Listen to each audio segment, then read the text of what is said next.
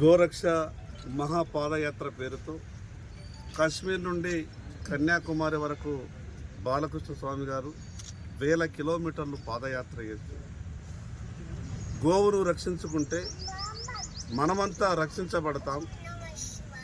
ప్రకృతికి మూలాధారమైనటువంటి గోవు, ఆ గోవు సంతతి అంతరించిపోతున్నటువంటి సమయంలో మన కొరకు గోవును రక్షించుకోవాలన్న ఒక గొప్ప సంకల్పంతో కాశ్మీర్ నుంచి కన్యాకుమారి వరకు 1000 కిలోమీటర్ల పాదయాత్ర చేస్తున్నటువంటి బాలకృష్ణ స్వామి గారికి ఆదిలాబాద్ ప్రజలందరి తరఫున ప్రత్యేకంగా అభినందనలు, ధన్యవాదాలు. బాలకృష్ణ స్వామి గారి యొక్క ఆలోచన విధానాన్ని ప్రతి ఒక్కరు కూడా మనం ఆచరించాలి. 1000 కిలోమీటర్లు పాదయాత్ర చేసే అవకాశం మనకు లేనప్పటికీ మన పరిసర ప్రాంతాలలో గోవులను రక్షించుకునే విధంగా, గోవును రక్షించుకున్నప్పుడు భూమి రక్షించబడుతుంది.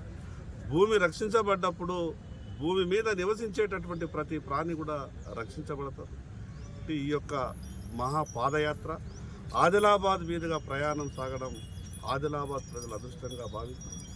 స్థానికంగా అదేవిధంగా మఠాధిపతి గారు, అప్పాస్వామి గారు, ప్రసాద్ స్వామి గారు వీరు చేస్తున్నటువంటి ఆలోచన విధానాన్ని కూడా మనమందరం వారి ఆలోచనలకు అనుగుణంగా ముందుకు పోవాలని ఆదిలాబాద్ ప్రజలందరికీ పేరు పేరున